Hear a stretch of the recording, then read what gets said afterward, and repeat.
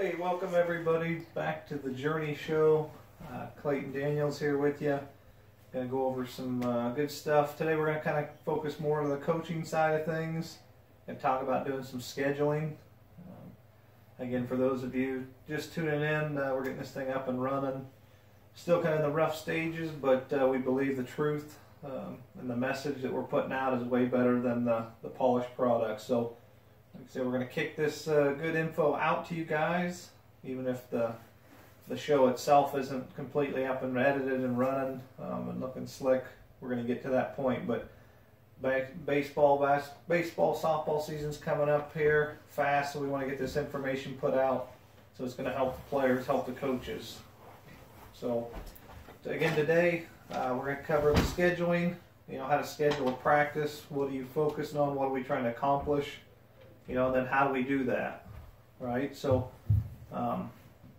your age level and your skill level of your players is going to determine some of this, right? It's going to vary some, but, you know, for the most part, these are going to kind of be, you know, a good starting point to build off of. And obviously you can tweak it a little bit here and there, but this gives you something to go off of, right? When we schedule a practice, right, the whole practice system, the micro to the macro side of the scheduling practices, is we're building up to a certain point, right? We're starting with an X amount of knowledge here, and we're trying to get these guys' skill level and knowledge level of the game we're trying to play, you know, higher and higher. We should always be better at the end of our season than we were in the beginning, right? We should always be improving through this whole process. So if we're not, right, if our team's not getting better, we need to evaluate and look at ourselves and see what we're doing, you know, or what we're not doing. Because, like I say, we're in charge of these youth players, and, you know, it's our responsibility to help them develop as players and, more importantly, as people, right? People to contribute to society later on, and, you know, and that's relationship, right? We're building relationships with these kids and showing them what a positive and a good relationship is, and how it's you know, how it works. So, you know, we're covering lots of stuff with these kids in practice, but like I said, it all comes back to relationships. And, you know, if you're not investing your time and your energy into these players and it doesn't mean something to you, you know, that's probably a sign you need to be, you know, letting somebody else take over. Right. So anyway, the scheduling side, how do we schedule, right? It's a building block approach. We build, and when we get that skill, we build and we build and we build, right? Just like, you know, as a baby, we don't just start running right out of the gate, right? We crawl, and then we pull ourselves up, and we stand, and we walk, and then we fall and we run. That's the same as this. We just continue to build off skills that we obtain, and then we sharpen those skills and build more skills, right? So, you know, how do we set up a practice? The first thing you do, we get there, before everybody gets there, we need to get our practice set up, right? If we need certain equipment out and have it staged, right? If you can't use all of it at once, you know, have it staged so that when it does get time for that skill, it's easily popped out, set up, ready to go, right? Nothing slows a practice down more than having to go dig everything out of the equipment rooms or sheds or whatever, you know, where you can't find this equipment. That have it all ready to go beforehand, right? We want to be efficient because depending on your age of your players, their attention span, you know, the younger they are, the shorter it's going to be. And so if they're sitting around idle, it's bad news for you and it's bad news for them, right? We got to keep them hopping. The younger they are, the faster you got to keep things moving, and the faster you got to rotate through your stuff, the shorter the practices, right? Because the attention span just isn't there. So, you know, you got to adapt. You've got to adapt to them. You know, we're teaching things, but you just got to be really efficient. Hit the big key. The younger they are, just the bigger the keys you hit, right? So, you know, get your stuff all set up pre-practice. You know, your practice is laid out on paper with times before everybody gets there. And essentially, you're laying out, you know, your week, your month, your year of practice, what you're trying to accomplish.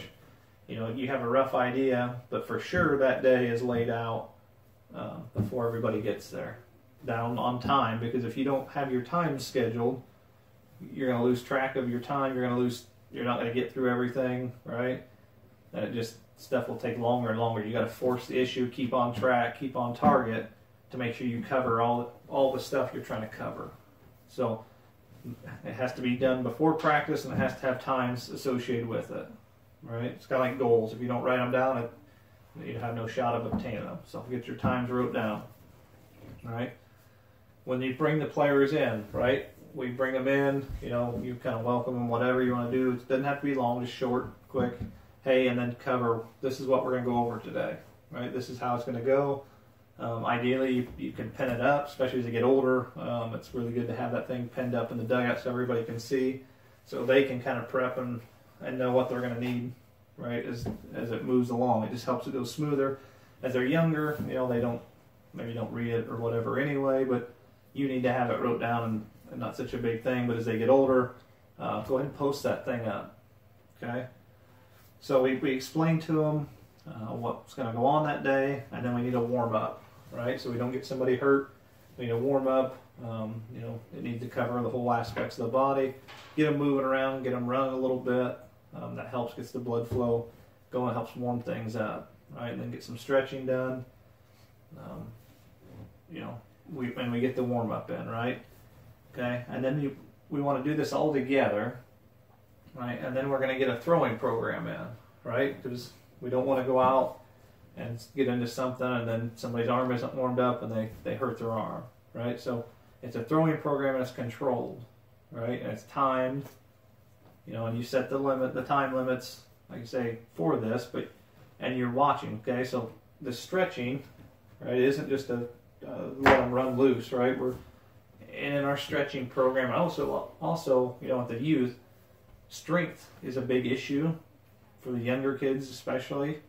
So incorporate some push-ups, some sit-ups, some air squats, but have them done correctly, because it's going to help us gain strength and core strength, and it's just going to benefit us. Okay, but you can incorporate that into the stretching program and just do it at the end of the stretching, and they're going to get stronger without them knowing that you're really trying to get them stronger. Okay, and they will notice because they'll start doing it right, but you've got to be there to watch it and correct it.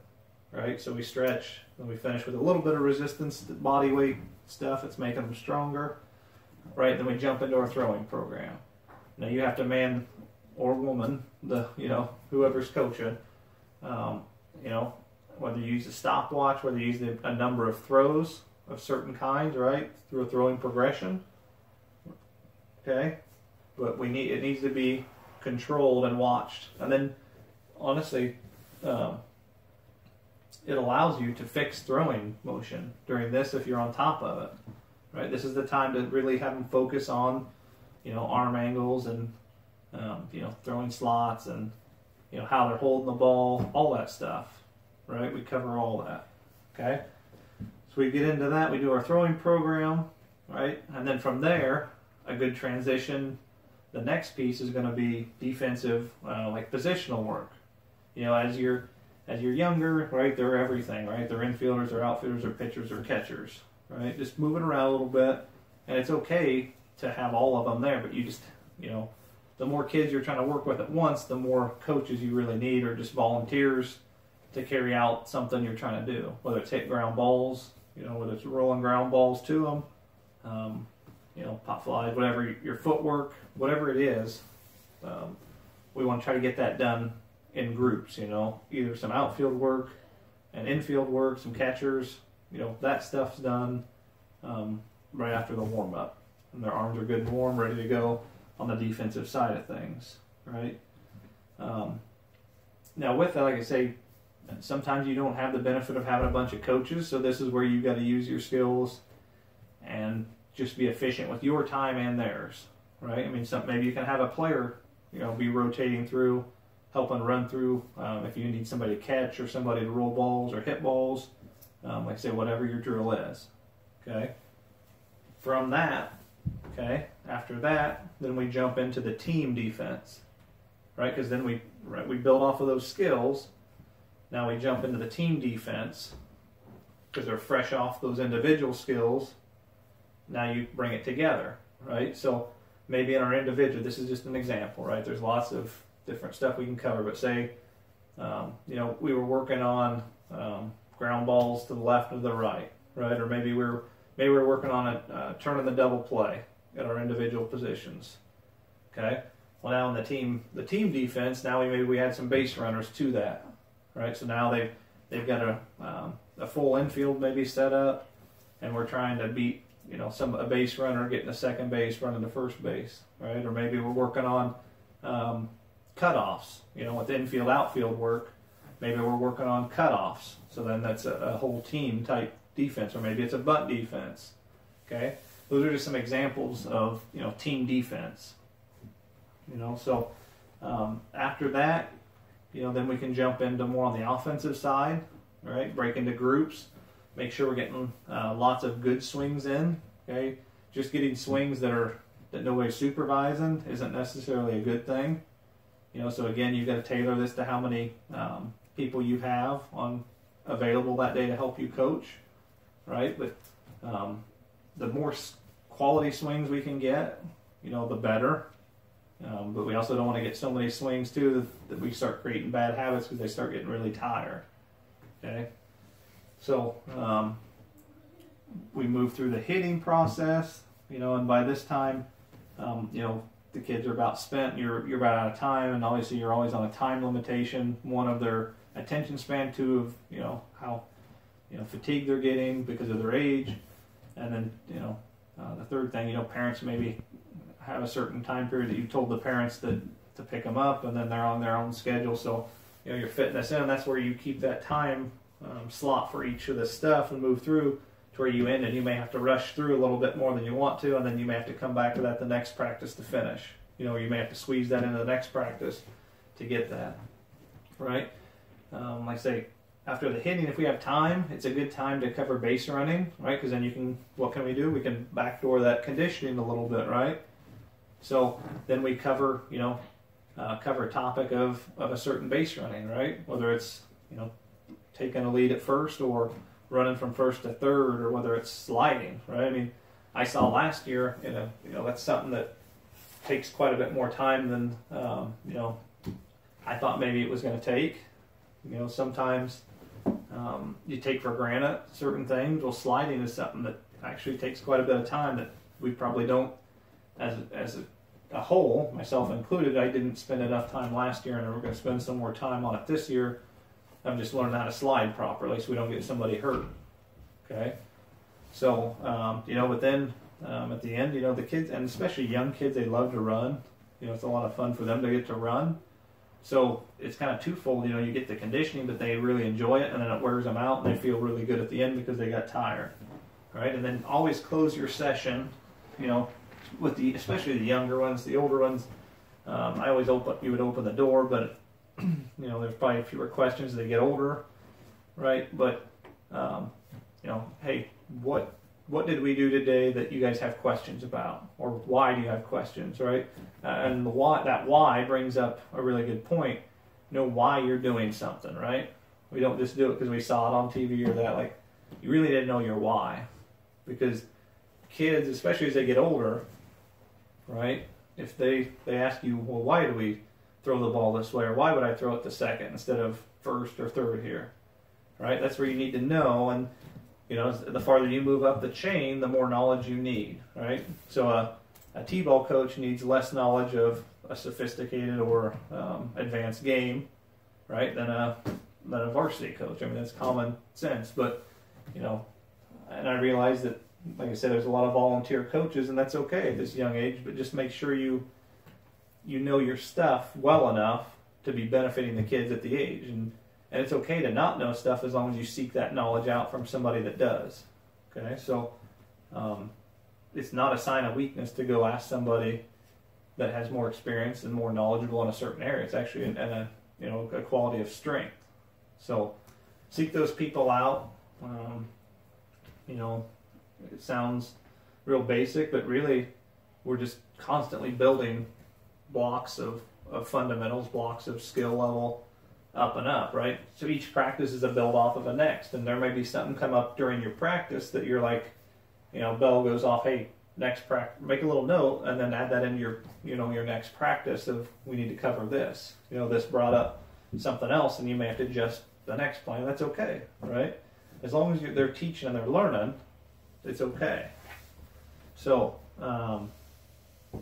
like I said, the younger kids, you just got to keep them really moving, really involved to keep their attention span. But, and when we have practice, right, we don't have practice just to check the box and say, yeah, we practiced X amount of times this week, right? Use the time you have wisely, because it's really, there's so much to these games that it's hard to get everything taught. So when you get them in there, don't be messing around, wasting time. And the kids will appreciate it, but you got to keep discipline on them, right? I'm not saying you have to be constantly yelling at them. That's not discipline, but they have to be accountable for their actions, and you got to be accountable for your actions, right? So it's just be efficient with our time and plan ahead, right? I mean, that's a couple of the big things. So is be efficient with our time and plan ahead. So with that, my son Caden, right? We go to Caden once in a while here. He really enjoys it. He's going to come and he's going to give us his side as a player about some practice things. So, Caden, you want to jump up here with me, buddy? Caden's been practicing on some things, and we've been doing some hitting with some of his teammates here, but on practice, right?